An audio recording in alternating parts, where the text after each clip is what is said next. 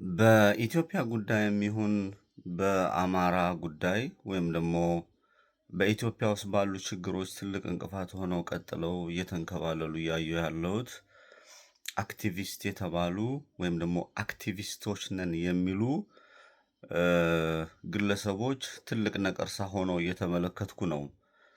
እ፣ ሆዳቸው አምላካቸው የሆነ አርቀው ማየት የማይችሉ ጥቃቅንና አነስተኛ ጭንቅላቶች የስርዓቱ መጠቀሚያ ሆነው እ፣ አርቀው ማየት የማይችሉ በተለያየ ዓለም ኑሯቸውን ማሸነፍ ያልቻሉ ስልክና ኢንተርኔት በመከራ መጠቀም የሚችሉ ተራማጅ አስተሳሰብ የሌላቸው ጭንቅላቶች የኢትዮጵያ ጉዳይ ላይ ፈራጭ ቆራጭ ሆነው ተመልክቻለሁ። ለዚህም ነው ዋጋ እየከፈልን ያለ ነው። እንዳለመታደል ሆኖ የሚታወቁ እውቀት ያላቸው እውቀታቸው ለብዙሃኑ ሊደርስ የሚችል በርከት ያሉ ዜጎች እንዳሉን አስባለሁ። ጭንቅላታቸው መስራት የሚችል ነገሮችን መተንተን የሚችሉ ዳይናሚክ የሆነ ለሌሎች መትረፍ የሚችል አንጎላቸው የሚሰራ ሰዎች ወደ ጎን ተደርገው በጥቅም በሆድ ራሳቸውን አሳልፈው መስጠት የሚችሉ ዛላቸውና መልካቸው ያማረ ጭንቅላታቸው ግን የማይሰራ ሰዎች ወደ አደባባይ መጥተዋል። መንጋው በርከት ያለ መንጋው ዝም ብሎ እየተነዳ አብሯቸው እየተጓዘ እንዳለም እየተመለከትኩ ነው። ለመንጋውም አይጠቅምም፣ ለነሱም አይጠቅምም፣ ለማህበረሰቡም አይጠቅምም። እነዚህ ሰዎች መጠቀሚያነታቸው ለ ለገዢው ለጨፍጫፊው ወይም ደግሞ ንጹሐንን ለሚጨፈጭፈው ስርዓት ብቻ ይሆናል። ለጥቂት ሆዳሞች እንጂ ለመላው ኢትዮጵያ ሕዝብ የሚሆን አይደለም። የአማራ ሕዝብም የኦሮሞ ሕዝብም የትግራይ ሕዝብም በኢትዮጵያ ውስጥ ያሉ በሙሉ ዋጋ እየከፈሉ ነው ያሉት። ስርዓት ጨፍጫፊ የሆነ ንጹሐንን የሚገድላለና የዛ የተጠቀምባቸው የሚጠቀምባቸው በርከት ያሉ ሰዎች አሉ። ሁለት ጉዳዮችን ማንሳት ፈልጌ ነው። ሁለት ጉዳዮችን ሰሞኑን እያየው ስለሆነ ነው። የአጀንዳዎቹ ብዛት እንዴት እንደሚመጡ እንዴት ተደርገው ወደዚህ ክሬት ተደርገው እንደሚመጡና እንዴት እንደሚጠቀሙባቸው እያንዳንዳችን ሶሻል ሚዲያ ላይ ያለውን የተመለከትን ነው። አንጎላቸው ማይሰራ ሰዎች ሰው ሰብስበው ከ12,000 እስከ 13,000 እስከ 20,000 ሰው በአንድ ስትሪሚንግ ቁጭ ብለው የሚመለከቱ ላይቭ የሚመለከቱ ሰዎች አሏቸው። ማህበረሰባችን የአስተሳሰብ ደረጃውም ጥናት የሚያስፈልገው ወቅት ነው ብዬ አምናለሁ። የማይመለከተውና የማያገባው ላይ መፍትሄ የማይሰጥበት ላይ ያልበላውን ሲያክም የሚውል መስተካከልና መታረም ያለበት ነገር እንዳለ የራሴን ሀሳብ አስቀምጣለሁ። ከማንም ምንም ማየትም ማዳመጥም አልፈልግም። የሚያስተምሩ ነገሮች ካሉ የምንማርበትና የሚያስተምር ነገር ካለ ያን ብናደርግ መልካም ነው ብዬ አስባለሁ። ከዛ ውጭ ግን አሁን ተሳስተናል። መንገድ እንደ ሳትን ነው የሚሰማኝ። ሁለት ጉዳዮች ላንሳ። የሰሞኑ አጀንዳዎቹ እንዳለ መስመር ይዘው ምን በምን ሰዓት ምን መደረግ እንዳለበት የፋኖ ትግል ምድር ላይ ምን እየሆነ እንዳለ በጣም የሰለጠነ ሊታይ የሚገባ ጥልቅ ማየት ያለብን በርከት ያሉ ጉዳዮች እንዳሉ መዘንጋት የለብንም። በርከት ያሉ ጉዳዮች አሉ ማየት ያለብን ጥልቅ ገብተን ቆፍረን። ያንን ማድረግ የሚችል ጭንቅላት የለም። ያንን ማድረግ የሚችሉ ጭንቅላቶች በሚጮሁ በጣም ይሄ አንደበታቸው ያልተገራ በብልግና አንደበታቸው የሞሉ መንጋ ሰብስበው መንጋውን ወደ ሞት እየወሰዱት ነው ያለው። መንጋውም አልገባውም። እነዚህ የሚያደርጉ ሰዎችም ለጥቃቅን ለአበባ ምናምን ነው አክቲቪስቶች ብለው ወይ ደግሞ ወደ አደባባይ የመጡት ለኢትዮጵያ ሕዝብ ነቀርሳ ሆኖ ነው ያየኋቸው። አንደበታቸውን የማይገሩ ኃላፊነት የማይወስዶች ሆኖ ነው ያየኋቸው። ለሕሊናቸው የሚኖሩ አይደሉም። እኔ እንደ እይታ ነው ማስቀምጠው። ለምሳሌ ሰሞኑን ሳውዲ አረቢያ ላይ አንዲት ልጅ ታፍናለች። ሳውዲ አረቢያ ላይ ያለው ግፍና መከራ እጅግ ብዙ ነው። በጣም ተዝቆ ተዝቆ የሚያልቅ ችግር ይፈጠራል።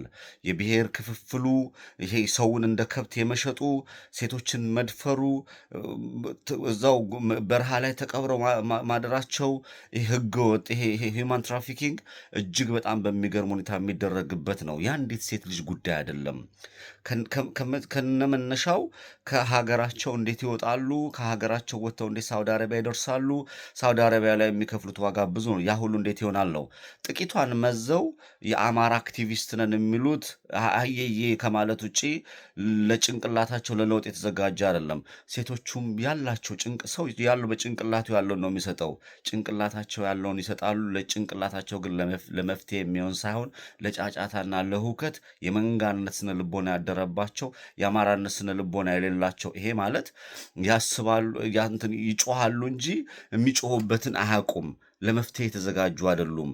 በዛ ደረጃ የሚሆነውና እየተደረገ ያለው 60 የሚሆኑ ኢትዮጵያኖች 60 የሚሆኑ የተለያየ ብሔር 60 የሚሆኑ ከዛ በላይም በየበረሃው እየተንከራተቱ የሚሞቱ እንዳሉ፣ በዛው ባህራ ገብተው የሚወድቁ እንዳሉ፣ በሊቢያ፣ በሳውዝ አፍሪካ፣ በኡጋንዳ፣ በኬንያ እንደውም በሳውዲ አረቢያ፣ በየመን ዋጋ እየከፈልን ነው። ነገሩ ጥልቅ ነው። መሰረቱ ከስር ተቆፍሮ የሚወጣበት ምክንያት ፈልጎ ያን ህዝብ ማዳን ነው እንጂ ጥቂት አንዲት ሰበስዝ መዘህ እየየ የምትልበት ለማህበረሰብ አጀንዳ የምትሰጥበት አይደለም።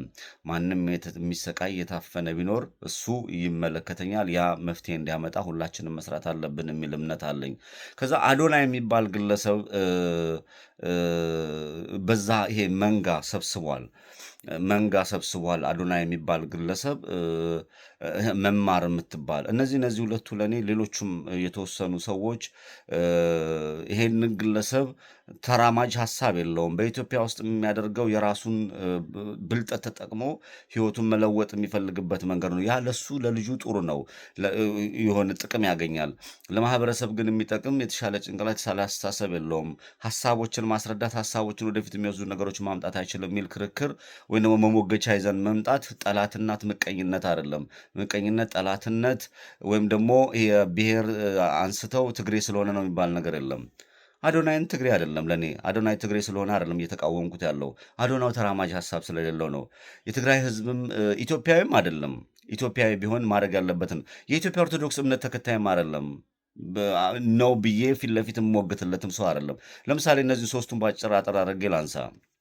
የመጀመሪያው አዶናይ ወይም ደግሞ መማር የምትሏት በኢትዮጵያ ውስጥ ኢትዮጵያውያን ከፍተኛ ዋጋ እየከፈሉ እየተቀጠቀጠ ነው ያሉት። ሁለቱም በየግላቸው የየራሳቸው ፎሎወር አላቸው። ስለ ኢትዮጵያኖች ተቆርቁለው ለኢትዮጵያኖች ይሄ ያስፈልጋቸዋል ብለው የሚጨፈጭፍና የሚገድልን ስርዓት ፊት ለፊት አይናገሩም። ፖለቲከኛ መሆን አይጠበቅባቸውም። እንደ ፖለቲከኛ አክት ያርጉ እያልኩም አይደለም፣ ፖለቲከኛ የሚሆኑ እያልኩ አይደለም። ግን በኢትዮጵያ ላይ በኢትዮጵያ ኦርቶዶክስ ቤተክርስቲያን ላይ አዶናይ የትግራይ ተወላጅ ነው ብለህ ትቃወማለህ የምትሉት የትግራይ ተወላጆች ሲጨፈጨፉና ሲገደሉ አንደበቱን የዘጋ ጭጨጭ አድርጎ የገዛ ስራውን የሚሰራ ከበስተጀርባው የሚጋለቡት ሰዎች እንዳሉ በእርግጥ የሚታይ ነገር ነው። አሁን አክቲቪስት ነኝ አነቃለሁ የሚል የተለያየ ጊዜ የተለያየ አጀንዳ የሚያመጣ ቁማር የሚሰራ ሰው ነው። ለምሳሌ የኢትዮጵያ ኦርቶዶክስ ቤተክርስቲያን ላይ በአደባባይ ላይ ወጥቶ ማርያም ሲል ሰምቼዋለሁ። የኢትዮጵያ ኦርቶዶክስ ምዕመናን እና አስተዳዳሪዎች በአሩሲ፣ በሻሸመኔ በተለያየ ቦታ ላይ ሲጨፈጨፉ ሲታረዱ ያንን 2 3 4 ሚሊዮን ቢኖረውም በዛ ለወገኖቹ ለሃይማኖቱ ድምፅ አልሆነም። ኢትዮጵያኖች ሲጨፈጨፉ፣ የትግራይ ተወላጆች ሲጨፈጨፉ ለነዛም ድምፅ አልሆነም። የጀግናነት ትርጉሙ እየጠፋ ስለሆነ ይሄንን መንጋውን እንዲነቃ፣ ይሄንን ጥያቄ እንዴት ለምን አልተደረገ የሚለውን እንዲመለከት ነው። በአሜሪካ ቁጭ ያሉ ወገኖቻችንን እንደ አክቲቪስት ሆኜ ወይም ደግሞ ሞቲቬሽናል ስፒክ አድርጌ ያነቃቸዋለሁ የሚል አቅጣጫም አለ። ትዳራቸውን፣ ኑሯቸውን፣ ህይወታቸውን መስርተው ከሱ የተሻለ ኑሮ ነው የሚሰሩትን አነቃለሁ ብሎ መጓዝ፣ ያንን ቁጭ ብለን እንከታተላለን የሚሉ ሰዎች ካሉ እውነትም የአስተሳሰብ ደረጃችን መገምገም መቻል አለበት ብላለች። የሆነ መሰብሰብና መሰባሰብ ህዝብን ለመክፈፍ አንድ መሆን አለባት። የሚሆኑበት ሁኔታ አለ።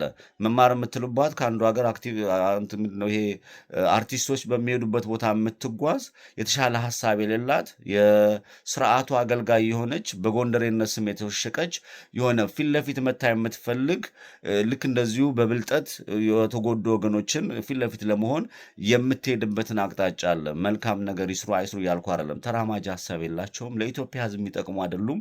አስተሳሰባቸውም የተሻለ አይደለም ብዬ ስሞግት ኢትዮጵያውያን መከራዎችን ወደፊት መጥተው አይናገሩም። የኦርቶዶክስ እምነት ተከታይ ናቸው። ስለ ኦርቶዶክስ እምነት ተከታይነት አደባባይ አይናገሩም። ስላላቸው ስለተፈጠሩበት ብሔርን በአደባባይ መናገር ስለማይችሉ ሕዝብን አይመጥኑም። ሕዝቡ ያስተውል ነው። ቴንክ ዩ